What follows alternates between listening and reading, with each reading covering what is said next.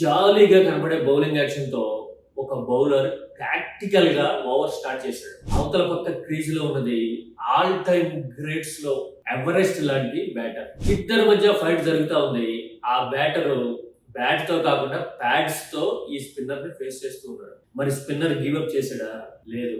ఎలాగ టాక్టికల్ గా బౌల్తా కొట్టించాడో చూస్తే కనుక అవునా, ఎంత టాక్టికల్ గా మెటిక్యులస్ గా ప్లాన్ చేసేవాళ్ళ లెజెండ్స్ అని మనకి ఆశ్చర్యం కలగక మానదు.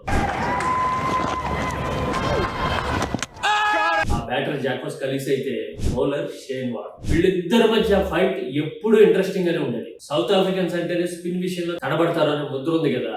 కానీ ఖలీస్ మాత్రం ఏ గ్రౌండ్ అయినా ఏ బౌలర్ అయినా సరే రెడీ అన్నట్టుగా ఉండే బ్యాటర్ కదా. మరి అలాంటి ఖలీస్ ని చాలా టాక్టికల్ గా లో టర్న్ తో వార్న్ బాల్ దా కొట్టించడం master class act of spin అని అనిపిస్తుంది. అన్నట్టు తెలుసా, ఇది షేన్ వార్న్ కి 300వ వికెట్. ఈ మ్యాచ్ ఎవరైనా చూసారా?